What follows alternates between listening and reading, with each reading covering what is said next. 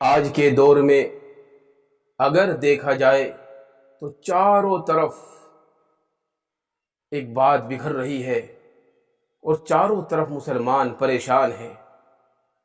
آخر مسلمان پریشان کیوں ہیں؟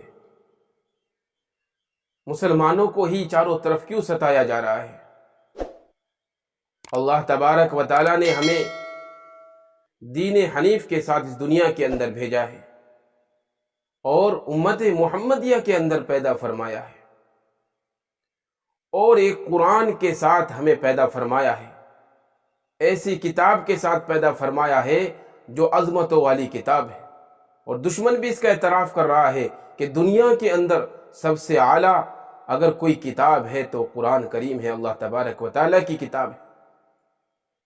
آج جو ہم دیکھ رہے ہیں، کہیں سویڈن میں، کہیں فرانس میں، کہیں امریکہ میں جو قرآن کو جلایا جا رہا ہے، یہ اس بات کی تصدیق کرتا ہے کہ آج بھی لوگ اس بات کو مان رہے ہیں کہ سب سے اعلیٰ درجے کی کتاب قرآن شریف ہے۔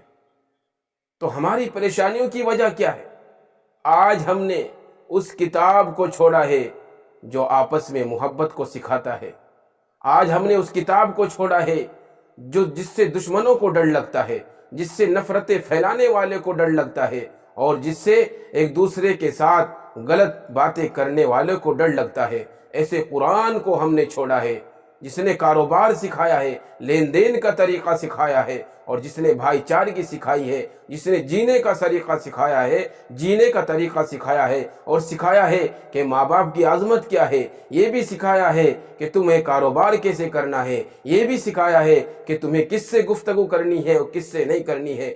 ایسا قرآن اور ایسی کتاب کو ہم نے چھوڑا ہے، اس لیے آج ہم پریشان ہیں۔ مسلمانوں نے اپنے اوپر دو ظلم کیے ہیں، دو بڑے بڑے ظلم کیے ہیں مسلمانوں نے۔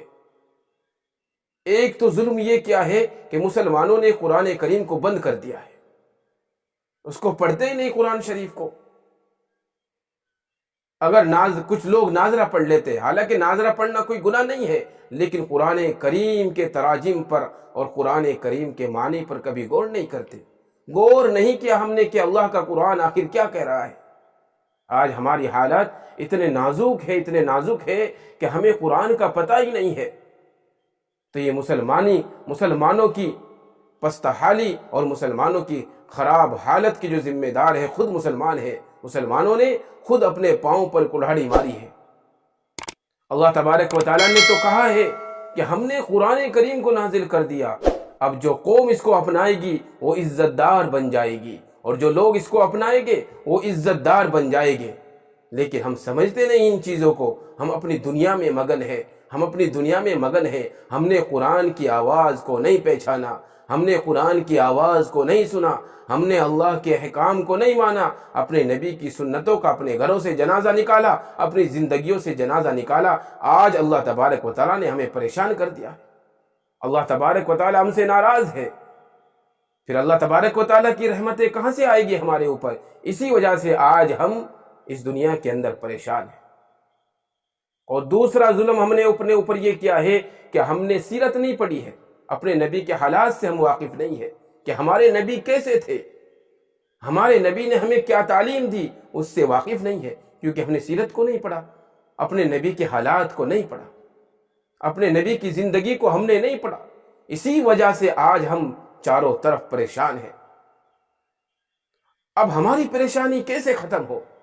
اللہ تبارک و تعالیٰ کی مدد ہمارے اوپر کیسے آئے اور اللہ تبارک و تعالیٰ ہم سے کیسے راضی ہو جائے؟ اس کا واحد علاج یہی ہے کہ جو ہم نے اپنے اوپر دو بڑے ظلم کیے ہیں ان کو ہمیں سدھارنا پڑے گا، ان کو ختم کرنا پڑے گا۔ وہ ایسے کرنا پڑے گا کہ ہمیں قرآن کو اپنے سینے سے لگانا ہوگا، قرآن کی آواز کو پہچاننا ہوگا۔ آج ہمارا یہ حال ہے کہ اگر کوئی آدمی ہم سے آ کر کہے کہ تمہارے قرآن میں تو ایسا لکھا ہوا ہے، فلاں آیت میں ایسا لکھا ہوا ہے، تو ہم کچھ بھی جواب نہیں دے سکتے، کیونکہ ہم نے قرآن پڑھا ہی نہیں۔ حالانکہ قرآن کریم نے ہر برائی کا خاتمہ کیا ہے، ہر برائی کا قرآن شریف نے خاتمہ کیا ہے۔ اس لیے اگر ہم یہ چاہیں کہ ہماری پریشانی ختم ہو جائے، اللہ تبارک و تعالی ہم سے راضی ہو جائے، تو ہمیں قرآن شریف کو اپنے سینے سے لگانا ہوگا اور قرآن کریم کو اپنے دامن میں سجانا ہوگا اور قرآن کریم کو اپنے دل میں بٹھانا ہوگا اور اپنے نبی کی سیرت کو پڑھ کر، اپنے نبی کی زندگی کو پڑھ کر اپنے نبی کی سنتوں پر ہمیں عمل کرنا ہوگا اور اپنے نبی کی سنتوں کو زندہ کرنا ہوگا۔